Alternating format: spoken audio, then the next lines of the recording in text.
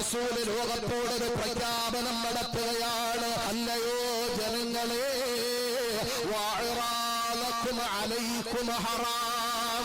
മനുഷ്യന്മാരുടെ അഭിമാനത്തെ നിങ്ങൾ പിച്ച് ചീന്തരുത്.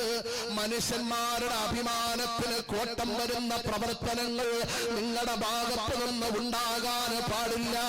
കാരണം ആ മനുഷ്യന്റെ അഭിമാനത്തെ അല്ലാഹു ആദരിച്ചിട്ടുണ്ട്. അത് പവിത്രതയുള്ളതാണ്, ബഹുമാനമുള്ളതാണ്. ഈ കാലഘട്ടം എങ്ങനത്തെ കാലഘട്ടമാണ്? തന്റെ സോഷ്യൽ മീഡിയ പ്ലാറ്റ്ഫോമുകൾക്ക് റീച്ച് കിട്ടുന്നതിനു വേണ്ടി ഏത് മനുഷ്യന്റെയും അഭിമാനത്തെ പിച്ച് ചിന്തുന്ന കാലഘട്ടമാണ്. ബസ്സിന്റെ ഉള്ളിൽ നിന്നിട്ട് തന്റെ മൊബൈൽ ഓണാക്കിയിട്ട് ഒരു പാവപ്പെട്ടവന്റെ അഭിമാനത്തെ പിച്ച് ചിന്തിയത് നമ്മൾ കണ്ടതല്ലേ പ്രിയപ്പെട്ടവരെ?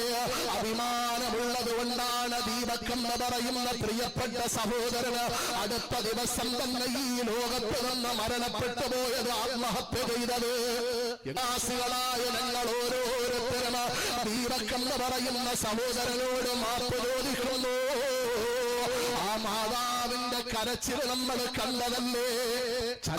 ആ മാതാവിന്റെ കണ്ണുനീരിന് എവിടെയാണ് അതിന് കാരണക്കാരിയായ പെണ്ണ് എവിടെ പോയിട്ടാണ് കഴുകിക്കളയുന്നത്? അതുകൊണ്ട് മനുഷ്യന്റെ അഭിമാനത്തെ പിച്ച് ചിന്തല്ലേ